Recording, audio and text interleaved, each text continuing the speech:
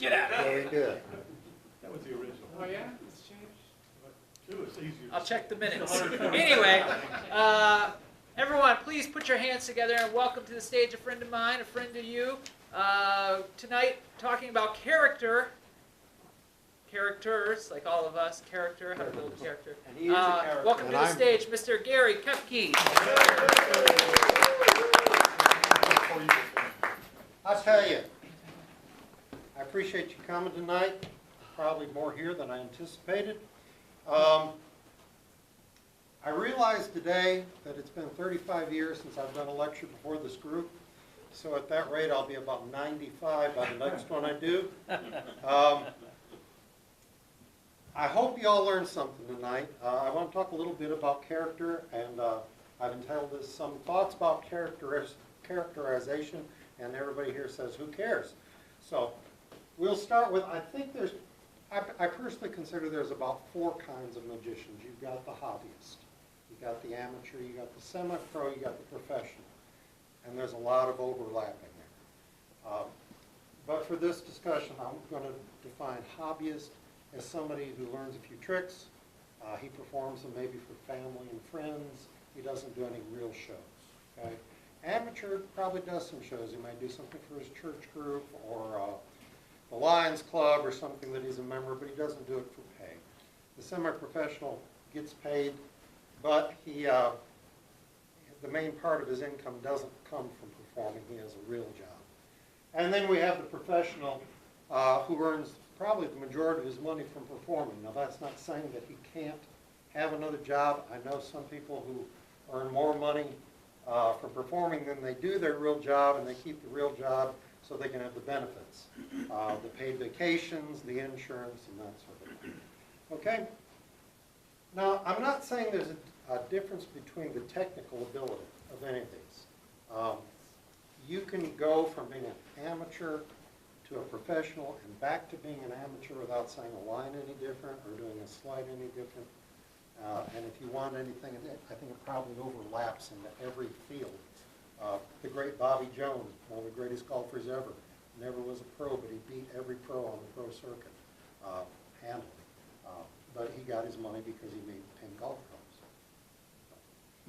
clubs. One of the things that we need to determine to improve whatever classification we fall into is character. A lot of us don't think about character too much. We simply are ourselves, and that's okay. And generally, that's a good rule to do, because if you're going to be yourself, you're generally the best part of yourself. You know, I don't do a show by going out and kicking the host dog or something like that, and slamming stuff down because I'm really ticked off. But I do come out and I try to be as relaxed and natural as I can, and the best part of myself. Maybe a little humorous. I'm probably not as funny as some of you. I can remember one night we were talking about character at Steak and Shake, and I mentioned West, and everybody's like, "Yeah, real character," and he is. But if you ever see West perform, he's West. He's just more West when he's on stage. You say farther west. Farther west. Farther west. Yeah, I got to write that down. Okay. We don't show our bad side while performing. We don't show the bad temper. We don't show the lazy side. Hopefully we prepared for the show and didn't just show up and throw something in our pocket on the way out the door. And occasionally you'll have somebody who does create a real character. Maybe a Don Rickles type character. Gazel is a good example of that. I don't know Gazel. Wes tells me that he's a real sweetheart, but if you ever watch him, he's the best sarcastic magician out there, I'd say. But we usually try to be very pleasant and funny. The thing that we need to ask ourselves, who are we? Am I boisterous? In real life, do I come out and am I the loudest person in the room, or am I kind of quiet? If you don't know, ask somebody you trust that's not afraid to tell you the truth. It helps.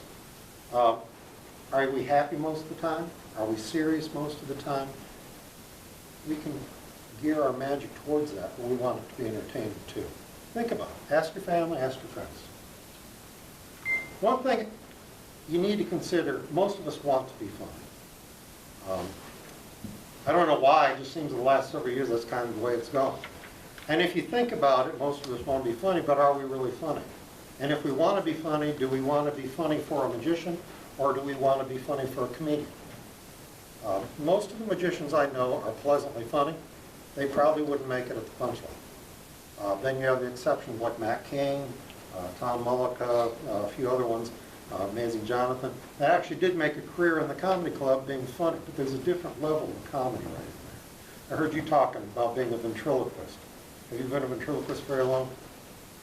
Okay, so you know what I'm talking about. It's the same with ventriloquists a lot of times. You go to the ventriloquist convention, you see the ones, they're probably the funniest person in their church group or something like that. But you get them up on a stage and you just go, a little more, you know? So, okay. We want to be consistent in our character. Imagine if you're sitting around with a group of friends, or you're out with your wife and her family, and you're at a restaurant, somebody asks you to perform. Or somebody hands you a dollar bill, or they hand you some coins, and now you're going to perform. And you stand up and you put on this authoritative voice, and you start going into your persona. Nobody's going to believe that was an improv, you know? You got to kind of be you, even if you're in that situation. Years ago, I was telling Ari about this, I guess about 4 or 5 months ago. I went to a convention, and I saw a magician who was in his early teens, and he was in a junior contest. And he did 3 routines. He did a Paul Harris routine, he did a Mike Caveney routine, and he did a Tom Mullica cigarette routine, not the eating part, but the cigarette manipulation. Now, first of all, the kid was 13 years old. Second of all, if you've ever seen a video of Paul Harris, he's very deadpan. You see a video of Tom Mullica, he was very much the clown, he was stumbling, and he could do a lot of double entendres too. And Mike Caveney is somewhere in the middle there doing his blinking coat hanger stuff. And this kid was all 3 characters, depending on what trick he was doing. He took all the lines, all the jokes and everything, and did it. You know, there was no consistency of character. If you want to be, when you're developing your character, you want to be able to be consistent. If you're going to do performing, you want to be able to go from beginning to end and show various parts of your character, but you all want it to be you. Unless, Bill and I were talking about this on the way over here, if you're going to tell a story about somebody else. You know, I met this guy up in New York, he's standing in the street corner, he said, "Hey, you from where?" "I would never go down there. They talk so stupid down there." Okay, you can do that if you're talking from somebody else's point of view, you know, but then you have to react to it in your point of view. Okay? You want to be consistent. If you want to do more than one character, do it in different shows, and you can do that. A lot of you probably have more than one type of show. I grew up in Detroit. One of the magicians we had there was Carol Fox. Everybody who is old enough to remember Carol remembers them parodying all the acts at the magic conventions. But Carol also did a mind reading, and it was as serious as they come. And his publicity photo had the perfect shading of dark and had him very serious like this. But he didn't do his comedy in the mind reading act, and he didn't do his mind reading serious in his comedy act. You can do both kinds of acts. One thing that I did hear several years ago, I'll get to that. I have several DVDs from some very famous magicians that you'd recognize, and I don't want to badmouth anybody because most of them aren't around anymore, but most of them are comedy magicians. And they would go through and you'd watch the performance, and they were right on their game. It was their famous routines, and all of a sudden they decided they were going to be mysterious, and they're doing that. You know, if it would have been anybody else, it probably would have worked really, really well. But you were so used to them cutting up, and you're so used to them telling their jokes, and so much of the interplay with the audience, and all of a sudden they just totally switch gear for one trick. And I think they're doing it just to prove that they could do it. But it didn't really fit in. Of course, it's on a video. It's probably for magicians anyway. We all know. Okay.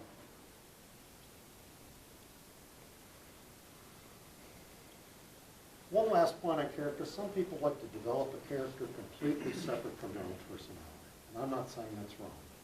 We've got a lot of comedians that have done it over the years, and magicians are no different. Billy McComb, I'm told, used to say that after a magician reached 55, he needed to develop a character. And if you ever saw, say, Billy McComb on the Stevens Magic DVDs when he was younger, and then I'd go on YouTube and look at his final TV appearance, it was a night and day. He created the character that he was in a nursing home because he fit the character. And he walked out and said, I gotta hurry on because tonight's rice pudding night at the home, you know. And, you know, it just fit the act. The tricks can be the same. You just have to evolve them to fit your personality. If you're interested in doing something like that, get some books or take some drama classes on character development. There are some classes in Atlanta that do it. If you want to learn to be a funny comedian, Jeff Justice has a wonderful comedy workshop. He does level 1 probably 6 times a year. And it's a 6-week class and you graduate at the punchline. And personally, when I was starting to get back into my performing, I went down and took a class and I spent 2 years. I did no ventriloquism, I did no magic. But I hit the open mics every week. And I did it just to try to develop me. And I'm not the funniest comedian. I don't claim to be. I learned a lot about how to write. That was a good thing. It was a very positive thing for me to do. And when I brought my magic back into it, it was all the better for it. Okay. If you want to think of some magicians that are like this, check out Mac King. Because if you've ever heard an interview with Mac, he is nothing like his character. He's, you know, he's still funny and he's still Mac, but he's not the hillbilly that he portrays on stage. Check out Pop Hayden. Pop was one of the interesting ones. He was from Clarksville, Tennessee, which is near where my wife's from. And he spent all kinds of money and took vocal to get rid of his southern accent and became a serious magician. And then he turned around and adopted his old accent and became Pop, you know. He says it hurt his trade show work, because they couldn't get on it, but still it was a big thing. And if you think about Cardini, going way back, Cardini played the drum, and all these things kept happening to Cardini. But from what I'm told, he really wasn't like that in real life. Okay, now got a little bit of time. Now having talked about character, I want to talk a little bit about trick selection. They say that amateurs, hobbyists, they have to learn a lot of tricks because they're performing for the same people over and over, where a professional may learn his 5-10 tricks, and he does that for a different audience all the time. And that's a real good thing. They also say you don't have to do 5 tricks for the whole rest of your life. People tell me that saw Cardini or Cellini back in the 80s, and then saw him at the end of his career. His act hardly changed at all. You know, he dropped the cups later on because he didn't want to carry a table around, but most of the act was exactly the same. He kept the same routine all the time. That's how you develop, you know, style, smoothness. But many times, what we all have in common, whether we're the amateur, hobbyist, professional, we like to buy the latest and greatest, don't we? I mean, how many times have we gone to a convention and come back with hundreds of dollars with the DVDs, latest tricks, a special thing you're only going to do for that special show someday? And now it's 10 years later and we still have unopened DVDs, or we have unopened tricks. Anybody else do that besides me? Never, Yeah. never, no. Okay. Anybody doesn't? That's what we do. I looked through, I spent, what was it, last year at the Penguin Live thing, it was about a year and 2 months ago or something like that. I spent $200 on stuff there. I had $100 and my wife was there and gave me another $100. I spent $200. You know how much I've actually used out of that whole $200? I've watched one DVD and learned one trick. But I've got this great selection coming up if I ever find that right show. So if we're honest with ourselves and we look at our magic libraries, we probably have enough solid effects to work on for the rest of our lives. I know I do. I know I will never get through every book and DVD I have. Originality, in my opinion, is overrated. We all think, oh, we got to do something different. That's great once you've been doing it a while. When you're starting off, we all start off copying somebody. It doesn't matter what art you're in, and this is an art. You know, it doesn't matter if you're in painting or ballet, you learn by copying the masters. It's no different with us. But don't copy somebody's actors. You know, take a little bit here, take a little bit there, and develop it. Too many of us worry about originality before we've learned the whys of how a trick works, and what we need to do with a trick. If you get a trick from a book or video, learn to do it. It's okay. If it's not published, this is important. If it's not published, analyze it. Don't do it. You didn't get the performing rights watching YouTube. You know? If you get a book, you know, and the routine's in the book, great, do it. Make it your own. Change it. Change the pattern. Change the storyline. Make it fit you. But if it's public, don't steal somebody else's act that they've worked on for a long time. Don't copy the script and their mannerisms. How many times have we seen Rich Little? I grew up in it a long time ago. Or any of the other impressionists, and they do Johnny Carson, and they're sitting there, got their hands in the pocket and bounce up down, or Ed Sullivan. You know, I've seen magicians do that. They'll go do David Copperfield. They got the hair slicked back and the suit on. And, you know, they may weigh 300 pounds, but they're going to act like David Copperfield. You know, it's sad, but it really is. But don't stay a copycat. If you're going to take something out of a book, don't stop it there. I've got an effect I've been working on for 3 years. I needed this one piece for this one benefit show I was doing. And most of you know I do Santa, and the benefit show was New Year's Eve, so I had no time really to work on it. But I got one little routine off a DVD I paid for. I learned it, and it went well. And so a little while later, I saw Daryl do a routine. I said, oh, that move would fit in here. Took that out, put that in here. A little while later, saw another move, took this move out, put another move in. Give it another few years, it'll be mine. The script is mine. It'll be mine. How many of you were at the SAM meeting last week? Only a bunch of you. I did the Professor's Nightmare. Somebody came up to me after and said, that was the greatest Professor's Nightmare. I said, it was the script that came with it. It was. 50 years ago when I bought it, I was 10 years old. The script was in there. It didn't fit me. I never did. If those of you who don't know, it was about a college professor. That was the whole basis of it. I was 10 years old. I wasn't in college. I didn't even have a professor. I had a 5th grade teacher. I never did it. When I was in my early 20s, I found the script again. I'd been doing the trick. I hadn't been doing it like that. I did it, changed names, added people's names that I really knew from school, and I had a nice little act. It's 3 to 5 minutes long. It's a lot of fun.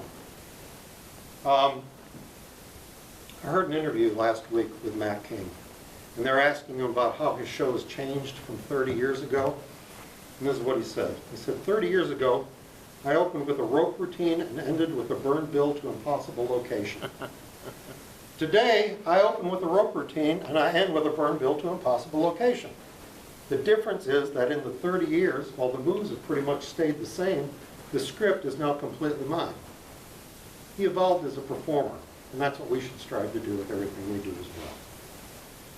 In January, Joe Turner posted on Facebook that he was going to try to add 5 new tricks to his performing repertoire this year. And I could just hear some magicians saying, that shouldn't be hard, I learn a trick a week. Well, yeah, we do. A lot of us will learn the moves, but that's the easy part. After that is the scripting and routine and adding the new material into the act and where does it go. You know, that's a big job. 5 is pretty ambitious to me. It's probably easier when you perform as much as Joe does, but it's still a lot of work. So anyway, I've got a blank form here I want to give everybody. I don't think I have enough for everybody, but if you want to pass them, and then I'll show you what we can do with it.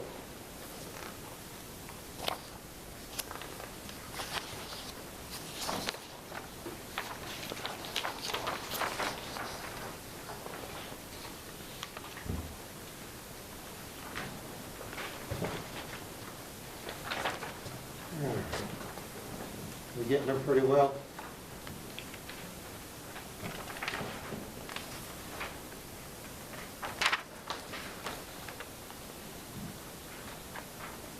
Okay, pretty well gone. If you look at the form, over here on the very left side, I have a bunch of lines. And a lot of this will depend on where you're at as a performer. If you're a stage performer or a close-up performer, I'm going to do it from the point of view of close-up. But what I want you to do is actually do some of this right now. If you're in close-up, let's say you're interested in cards, coins, and miscellaneous things. Okay? Right here you'd put cards, right there you'd put coins, right there you'd put miscellaneous. If you're on stage, you might put rope routines, you might put mentalism, you know, but this is just general stuff. Everybody got it? Understand? Okay, now next to that, we've got numbers 1 through 5 in lines. If this says cards, I want you to pick the 5 best card tricks you have ever seen. Now this can be as specific or as generic as you want. You can say, I want to learn a burn bill to impossible location. That'd be a generic one. You could say, I want to learn Dan Garrett's plastic cash, which is an incredible trick that I've been doing for what, 30 years now, at least 35. But you can be as specific. Just take time and do it. Just you're not going to have time to do them all right now, but take one and put the 5 best you've ever done. We'll take a minute. I've known Jeff Dunham since I was 18, and he was like 13. I will take his DVDs, and I'll sit down and I'll record them on my phone recorder. I'll go back, I'll type out the entire script. And then I'll sit there and analyze every punchline. I'll analyze, okay, this is 1 minute, here. How many laughs is he getting per minute? I would never do his material, but you can learn an awful lot by analyzing people. I used to analyze Jeff Foxworthy and Ron White and several other people just to see where it goes, because what you're really looking for is laughs per minute. I was talking, anybody know Taylor Mason, or most of you may have known Taylor.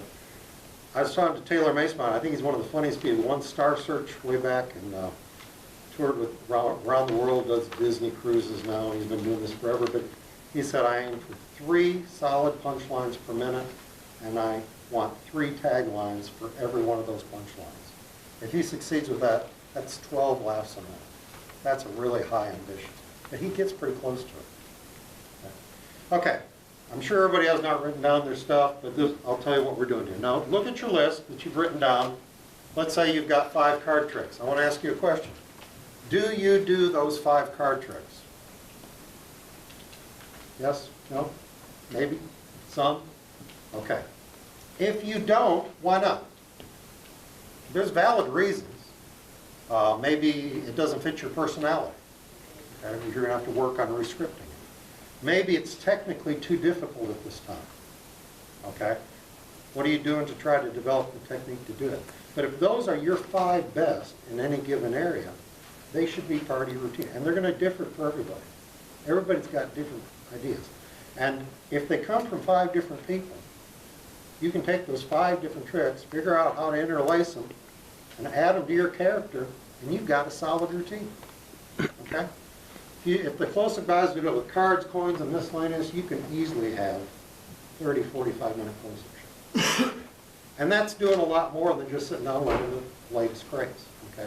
Go through your books. Christoph did a wonderful thing last month on your magazines. Man, there's some great stuff in those magazines. Okay? That is really the last thing I have. I thought I'd show you one trick if we got time to do it. Yes. All right. I was trying to think of something to do that'd be better than just sitting here listening to me talk for hours. So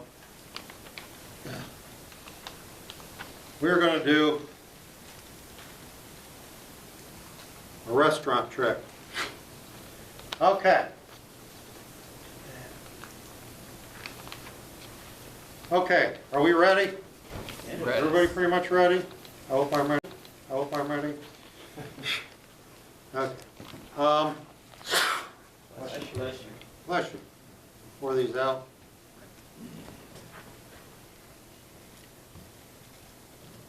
Go down. Y'all can come in, it's all right. I went to my favorite hangout. Guess when I got these? I have no script for this. You're going to have plenty of time to sit down and do what you want. Okay?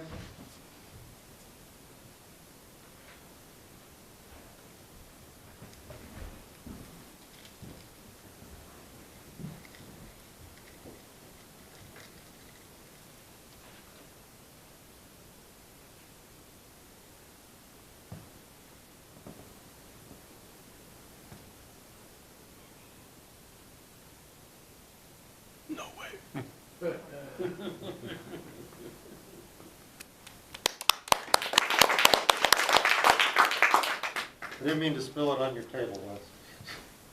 Sorry, Jim, I didn't mean to spill it on your table. I gave it to you. Okay. Everybody expects me to use a thumb tip, so I didn't. This is what you do. The easiest way to do this, I find, is it's not impromptu, sorry. But you can fake it, go to the bathroom, it doesn't take long to fix it. Go in the bathroom with a straw. Yeah, it's one of them. Why do you think I always wear a jacket? So, get a stir stick, and you just put a slice right behind here, okay? Right behind where the seal is. You don't want it to go all the way through, you don't want to go all the way to the edges. And the reason I say you could do it easily with a knife or an X-Acto blade, but then it would look cut. You want it to look like a controlled tear. So I take the stir stick, the stir fork, break it out. You take a straw, you push it down. We've all done this as kids, I'm sure. So the end comes out. You take your packet and you pour all your sugar into the straw. Then you get a second packet and you pour all that into the straw. And you pull it back up. And it looks like it's sealed. So when you get in, you take your prepared packet, you slip it into the sugar dispenser, and I like to put it the second one in. Because when I pick it up, I like to pick 3, because what you have is one empty packet. When you shake it like this, it's got to have weight. If you put the empty one between 2 full ones, it shakes. Drop it down, casually pick up the empty one, rip off the end, which is where that controlled tear goes in, because if somebody grabs for it, it'll look torn. Pour nothing into your hand. Brush off the imaginary sugar. Pick up your prepared straw, wave it over, go like that, and you disappear. Rip it off, and you pour 2 packs of sugar. That's what I got.